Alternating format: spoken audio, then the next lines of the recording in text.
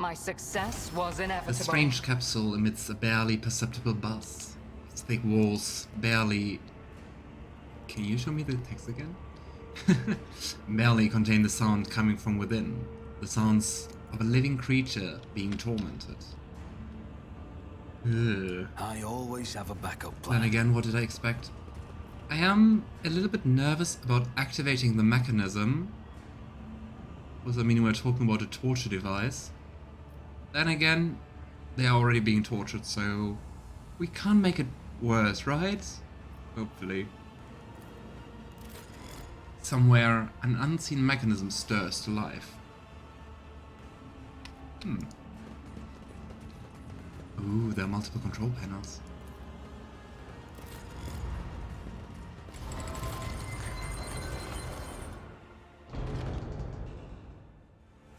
Oh, hey! At least he looks alive, but also quite pale. Oh, they... Kinda... I don't know, especially the combination of like really pale skin and black hair has like so much Drukhari vibes. Despite his many bleeding wounds, the stately Eldari calmly straightens his shoulders and raises his narrow chin as he scrutinizes you with his keen gaze. Mysterious blue lights glimmer in his emerald green eyes. A monkey and an outcast have found their way into the heart of the Dark City to save what little remains. The universe is full of cruel surprises, but this is an outcome I managed to foresee. Alcandil, also an interesting name. You have foreseen our meeting, but could not avoid being captured. What is the point of your prophecies, then? Yrliet glances daggers at her fellow Eldari, but does not look away. Which is a very good point. But I mean, then again, it's once more the topic about what does seeing the future mean? Is it like unavoidable? Is it like you just see how it's going to play out and you are powerless to change the course? Are you also determining the future once you look into the future? The farseer frowns. His face reflects guilt and grief. Yet, he says gently, I'm glad our paths have crossed again, my child.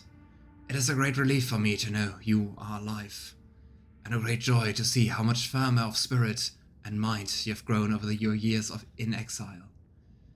I think we have a lot to talk about. I think so too, and I'm wondering what you can tell us.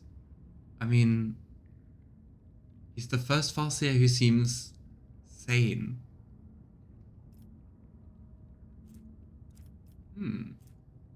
Ooh, we can make an Eldari greeting gesture. And Edward makes an Eldari greeting gesture with his hands. How does it look? Let's see. We don't do anything animated. You have got yourself a most amusing monkey to keep you company, Yrliet. He understands our language and even knows a thing or two about customary greetings. Not that any of it makes him a worthy companion for you to have on your path. Of course. We just saved you. You didn't say thank you, and you're insulting us already. Great.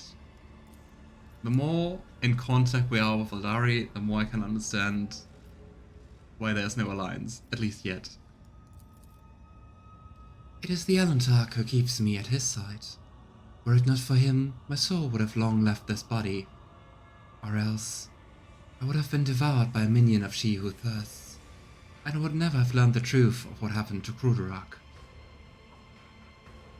See? Now he's quiet.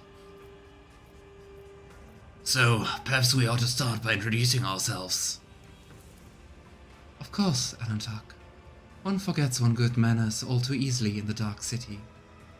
Yrliet barely contains her fury as she gestures toward her fellow Eldari. Standing before you is Alcandil Meresh, who walks the path of the farseer. He's the all-seeing eye and timeless sentinel of Crudarach. He was, that is. Either way, a monkey's name is not the kind of thing he would be particularly interested in case you were expecting me to introduce you in return.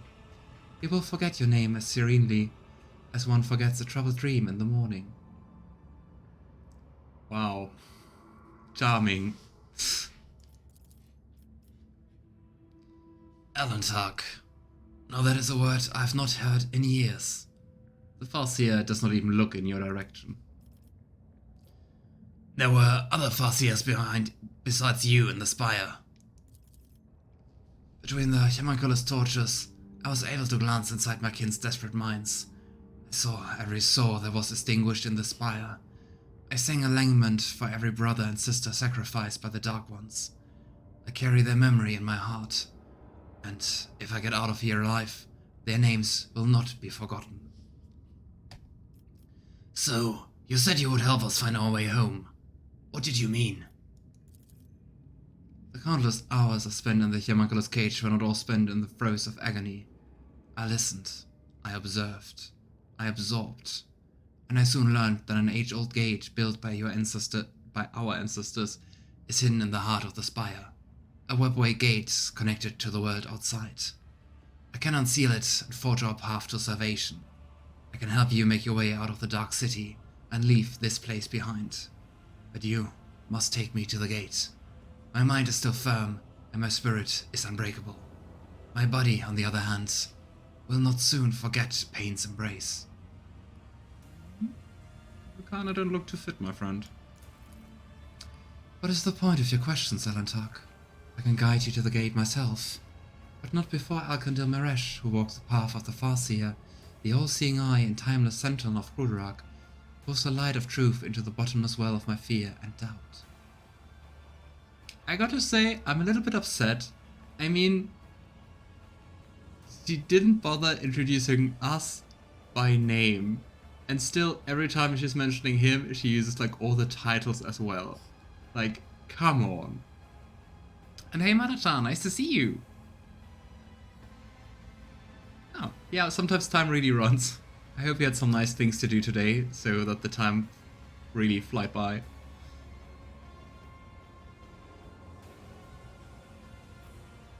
The Farseer is at your disposal, Yrliet. I feared this moment would never come.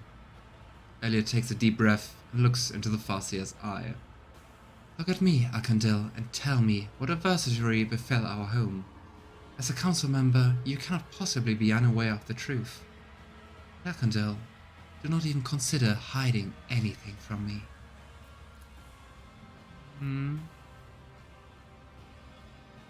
I mean, that's the weird thing with Farseers being a thing. And I mean, him apparently even predicting that we are going to save him. They have to have known what happened to Crudarach, right? Like, before it happened. Why didn't they prevent it? Sometimes ignorance truly is a bliss, my child. But I cannot deny your right to know the truth. The Farseer tosses back his head, and his voice sounds like rolling thunder. When we found ourselves amidst the stars of the stellar fabric, we encountered a monkey ship. A ship much too puny to take on in this Ariani world. Or so we thought. Until the council was struck with a vision of the horror to come. This ship would be our doom. Not only for us on Crudarach, but for all Eldari kind among the nearby stars. And even for those whose paths stretch far beyond the stars. It sounds like a pretty last-minute vision. Not really helpful then, right?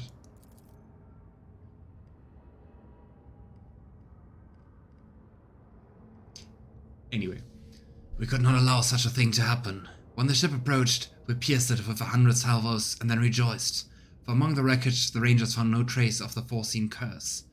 Soyan, how wrong we were. The ships that returned from the reconnaissance to our starports were already carrying it on their wings. Whether it was a scratch from a passing wreck of the infected ashes of the monkey ship that the cosmic winds had not had time to disperse, the plague crept into our home and immediately began to eat away at the craftworld's very flesh. Curious. So like some kind of virus? In the Infinity Circuit, the souls of the ancestors battled the spreading pestilence ferociously, but the world was falling apart and there was no stopping it. Spires collapsed, rivers dried up, the ground itself sank, and all living things turned into a strange blend of organic matter and metal. We fought for our home until the very end, but when it became clear that Crudarach was beyond saving, the council decided to gather all who remained, board them on the surviving shuttles, and scatter across the galaxy to look for salvation. And that was what we did. Interesting. I wonder if it was like deliberately like spreading some kind of infection. But for that you would need to know a whole lot about Aldari vessels and craft worlds.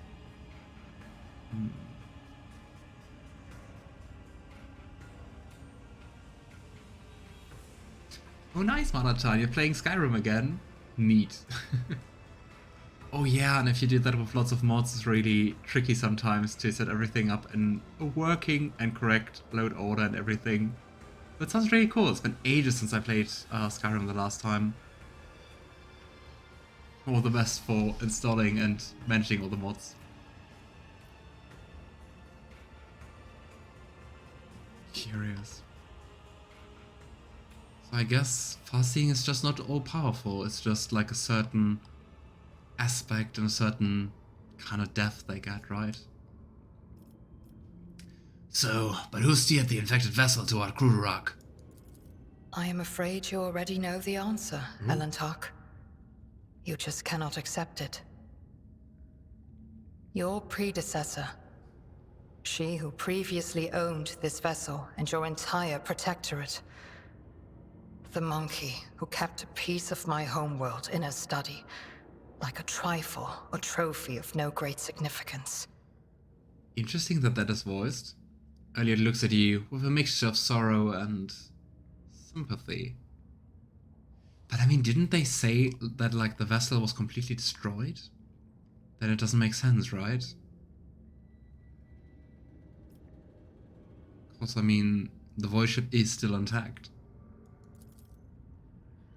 So it was your cursed kind. Ekondil's eyes light with golden radiance. Oh, come on. I just saved you. Ungrateful bastard. Wait, Alcandil. Shedding innocent blood will not bring our home back.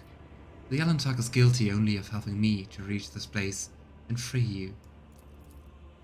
The blood of the execution of our people flows through the veins of the one you long to save. What has the monkey done to deserve your mercy? The golden eyes slowly die away, and the farseer warily closes his eyes. And it feels like hypocrisy is also something everyone has in 40k. Like, do you even want to know how many monkey you killed? You said a disease broke out aboard the ship. I want to know how your kinspeople destroyed my world, so you can follow their example. Didn't ask like how they did it, but what did it, my friend? Answer the question, Alcandil. Not for the monkey's amusement, but for the sake of those whose soul dissolved in infinity. At first, we thought the monkey were in the service of the greatest enemy of our kind, the one who lurks beyond the edge of reality. But the world's affliction manifested itself differently. It is stored at Crudarach while avoiding encounters with the souls of our ancestors. We were waiting for Salon Fresh, the destroyer of souls, to burst her way in through the gaping wounds of the world. Yet her gaze was directed away from our suffering. No one ever managed to identify the nature of the curse even as we watched it destroy our home. And so, having lost all hope of saving it, we fled. I wonder what it was. And I wonder if it truly was Theodora, like... Why? Why would she do that? It feels too easy to be just like... to get a trophy or something, right? Then again, how much do we actually know about Theodora? And the answer is, not that much. I mean, how many talks did we have with her? Not many. If your kin fled Crudarach, how did you end up here? Our twisted cousins found our arcs in the Void's cold embrace. At first it seemed they were going to save us, to extend a helping hand. So we told them what happened to Crudarach and where to look for it. Great. Wow. I mean, with all the superiority and arrogance against Monkey, like, you're now the second Aldari who just trusted Drukhari. Like, I don't even need your superior intellect to know that that's a bad idea.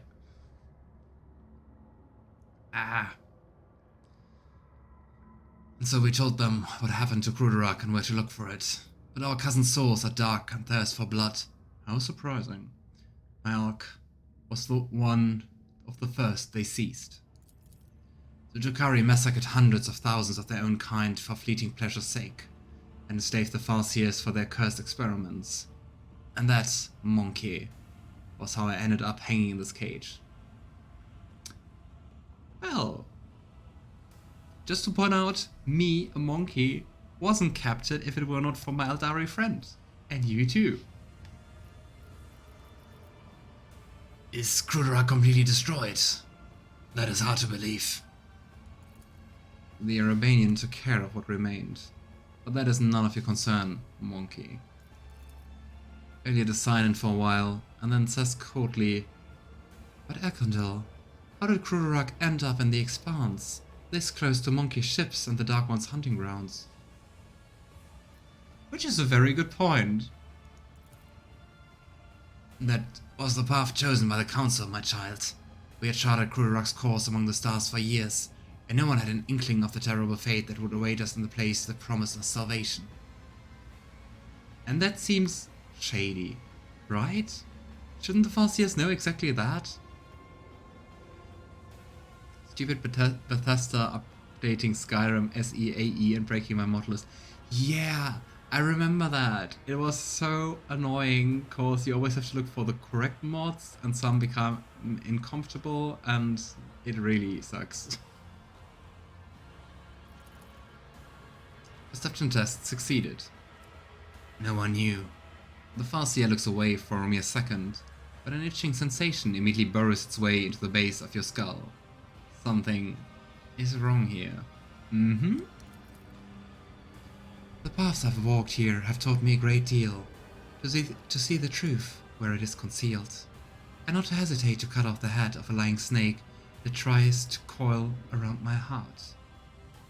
Yrliet stares unblinkingly at a fellow Eldari, fury gleaming in her eyes. She also knows it. If the entire Farseer Council failed to foresee their world's doom, then everything the children of Asuyan have been taught about paths for centuries is a lie. You are hiding something, Arkandil. Speak. Speak now. How dare you take that tone with me, outcast? I'm not obliged to justify myself before you, let alone protect my innocence. You all have such a problem of arrogance.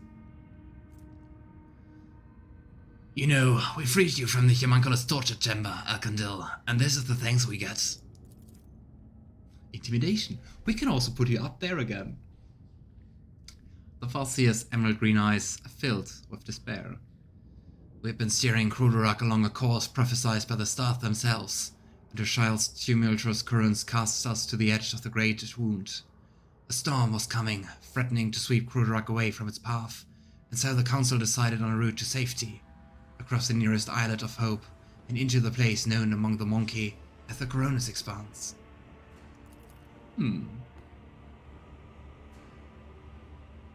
So it wasn't the prophecy.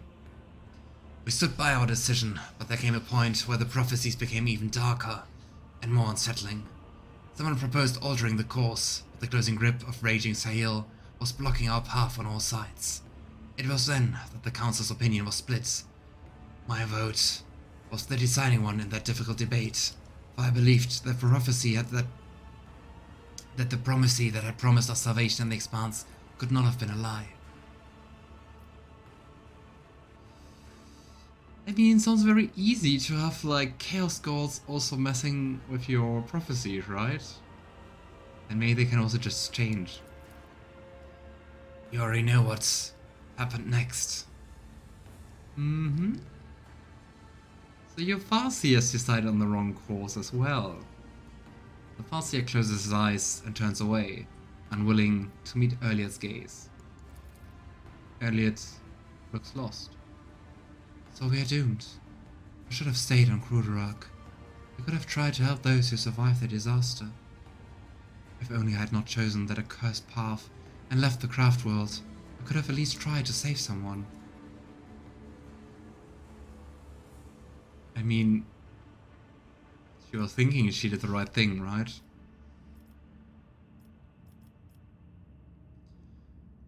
Can we do that? We can do that. But was it not the farseers who made that bad decision? What a difference would it have made if you had been a Crudarach? Its mouth twists in displeasure. The farseers, it was not beyond their power. They led Crudarach to prosperity for years, only to become blind to what was going on around them.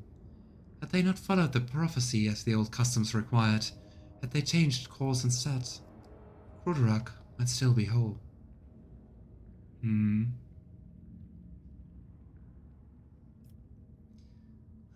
Weird Eldari politics, I guess.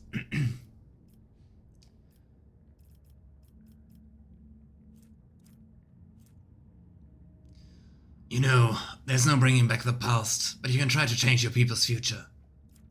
I don't really know why I'm advocating for the Eldari who always look down on me, but hey. Yrliet stays silent for a long time, peering into the face of the farseer standing across from her.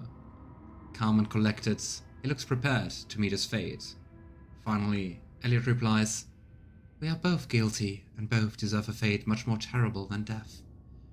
However, it is too early for us to leave this world before we have atoned for our guilt." I don't really see how she's guilty of what happened to Crudarach though, but anyway. Come with me, Argenta. We have a lot to do before the Great Oblivion. We will find our brothers and sisters and protect them from those who seek to harm them. Perhaps we may even find a new home. Your words are like a healing melody flowing into my tormented soul. For the first time, a slight smile graced the farseer's lips. I accept your proposal, my child. Yeah, you're welcome. Always happy to help. No, you don't need to thank me. I think we now just need to go to the ship, right? Key to the webway gate was found during the exploration of the Spire of Raving Tempest. Now Yrliet can use it to open the webway gate. I think so. I mean, we also just explored everything in here. Let's run.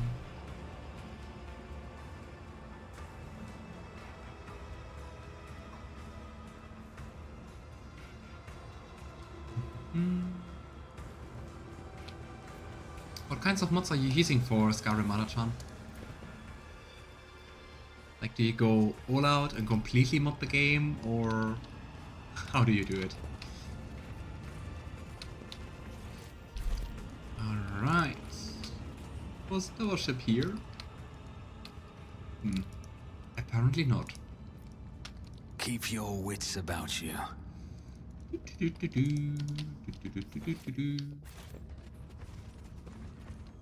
Okay.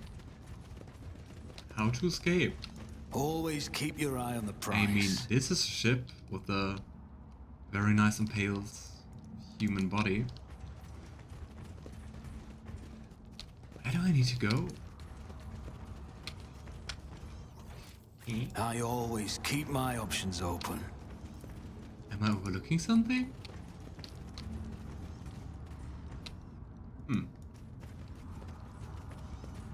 I don't know, let's talk to Rise to Argenta? the top or get left in the dust.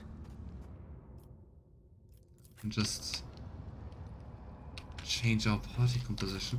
Do we still need to go somewhere else? Because I mean, I can't go back. Confusion.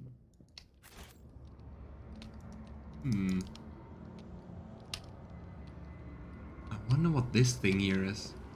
You wanna know? Probably something about torture. This map looks... no. Here we can explore more. Just wanted to say it looks fully explored. Is it wargled or a Let us not I dawdle. guess we don't have a ship so far. Maybe that's the thing. I think we just got like a glider or something. A trivial task. Main hall. Haha.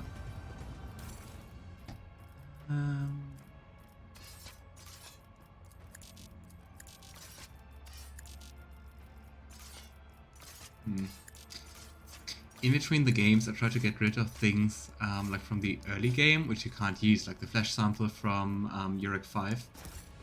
Apparently, we have to take them again.